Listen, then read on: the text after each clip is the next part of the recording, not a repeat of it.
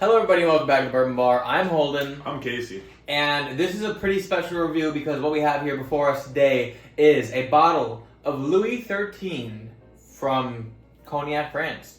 That being said, this bottle again is donated by Mr. Zach Tucker, a friend of the channel and a friend of mine and Casey's. He had this bottle of Cognac that he had for a while. It's on his last legs. It just needs to get finished up, and he said, feel free to just finish it off on the video and do a review of it.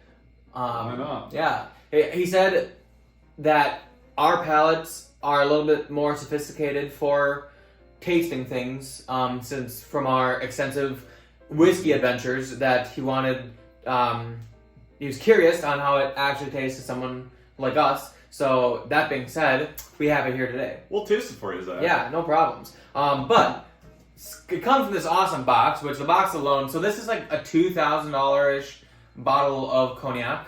The box alone, this isn't even the whole part of the box. The box is a magnet that flips down, this slides out, then you open up, Casey's got it open up already. You open up this thing, you push this button, the box slides open and reveals the decanter. Then the decanter comes out and it has a crystal decanter, cork stopper. However, you don't use that because it doesn't preserve whiskey the way a cork does. So, that being said, there's just a smidgen of whiskey left, or Cognac, left in this bottle. It's, as you guys can tell, a very cool looking bottle.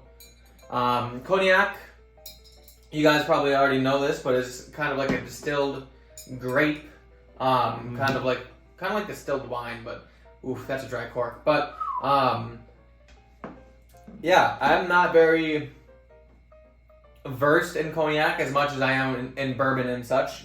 But I have had a few, and I do have some other Cognac from Sazerac.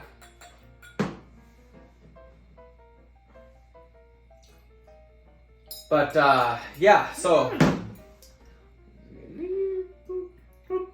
alright, so we got our little teeny baby pours in here, and yeah, I'm excited to get into it. Like I said, this is some of the most expensive and rare, well, it's not super rare, no, but it is some of the most expensive, not whiskey drink that I've ever had. Mm-hmm. So that being said, let's get it on the nose.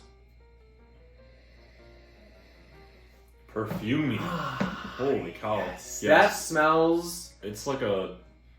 awesome. It sweet. Smells good. And you can smell the grapiness in it, but there's just so much of like a... It smells like... If you put this in front of my nose, I'd think it's a barrel-proof wine. It smells like an aged, sweet tobacco. Lots of aged notes in here. Dude, it almost smells like... musky. Yeah. Like a... musky. No, it smells almost just like the nose of one of my cigar blends. Yeah. Which cigar blends being finished in one of the finishes is Cognac barrels, so that tracks. Yep. Oh man. Awesome. This smells so much better. So this was actually the first kind of drink I had, or first kind of neat drink that I had on my 21st birthday. Zach pulled this bad boy out. At that point, there was probably about this much in the bottle. But he pulled that bad boy out, and he gave me a pour of it for my 21st birthday, which, thank you, Zach. That was awesome. But now, as someone who's tasted lots of whiskey and a more refined palate, this smells honestly fantastic. Oh my gosh. Wow. You know, this shows that Cognac barreling for the Joseph Magnus cigar blend really comes through. Yeah, absolutely. But let's talk about this instead.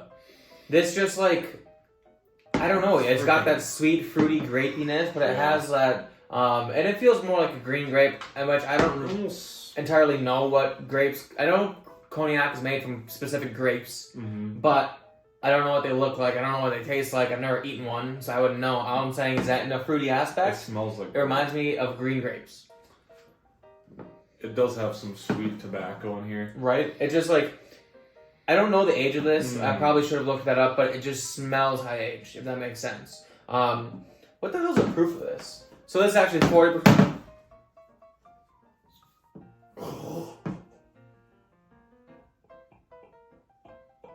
You only spilled a little bit. I know, it's Good just a thing for that. smidgen. Good thing for that glass. Can't let any of it go to waste. Oh. This will be on bloopers. Oopsies. That's okay. It's not that good anyway. It's not like it's expensive or anything. Zach's gonna slap you. He never needs to know about this. Anyway, Dude, it smells like molasses. Smell it. Molasses. ooh, you're right. It's Like got a that molasses sweet cookie. brown sugar Yes. molasses, like, It smells awesome. but yes, it does smell like molasses. That's a great note. Yeah. But this is about 40 proof and 80% alcohol, so it definitely doesn't have a lot of oomph behind it proof-wise, but the nose doesn't let on like that. I would have guessed this is closer to 100 proof if I was just off the nose. That being said, let's go ahead and taste it.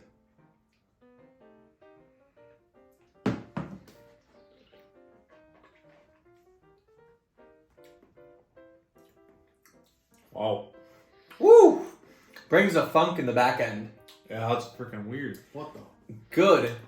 Odd. It's good. Lots of that's like a musty oak flavor in the back of this. This already has a lot of flavor and body to it for being 80 proof. It's probably the most surprising thing is how much flavor, mouthfeel, and body that this has. Yeah, it has a lot of I don't know what kind of grape they use, but you can definitely taste like it's a definitely different grape than whatever we get here in Wisconsin. Right. Obviously, I'm sure it is, but it definitely tastes like a funky grape. Yeah, it's got some very sweet notes up front with that fruitiness, but then in the back end kind of turns into a musty oak, funky grapey. Actually, the funky grape's kind of mid palate in there. Yeah. There's no molasses on the finish or palate, I should say. No, and it almost kind of gets more of like a metallic vanilla on the palate, Yeah. and then like the front to mid palate, more of Yeah. a metallic vanilla, which goes really well with that fruitiness. It drinks almost like a light Highland Scotch, like the Glenmorangie 18. And almost the front of the palate almost drinks like that, except a more full-bodied version of it. You know what I mean? The flavors are light fruits and vanilla and that kind of stuff. It just this has more flavor to it. This has a well-rounded palate, I think. I think it follows through most of the way with all the flavors. Absolutely. I absolutely do. But that being said, it's time that we grade this awesome bottle, and we'll come back to you guys with the scores. Alright, so we are back. We graded this. We gave it as fair of grading as possible. So that being said, let's bust it down on the palate, or on the nose of this one. On the nose of this one, I think is awesome. I think it smells great with lots of nice flavors. You can definitely tell the age. It's got a lot of redeemable qualities and a lot of body. I gave it an 89. Yep, and I gave it an 85. Still very good. I love that grape smell and the sweet tobacco, and I love that I can relate it to Joseph Magnus Cigar Blend, which is awesome as well. Now time to move on to the palate. Palate I thought was much better than the nose, and I gave that an 88 out of 100. Yeah. Palate, I think it went front to back, well-rounded, great notes, sweet. I loved every minute of it. Absolutely, and I give it an 87 on the palate of this one. I did like it. I'm a big nose guy, so the nose always usually ends up with a higher score for me unless the palate's amazing. But this palate was pretty damn good. At 80 proof, this one hits out of the park like no other. I've never had an 80 proof whiskey that tasted this full-bodied with flavor. Yes.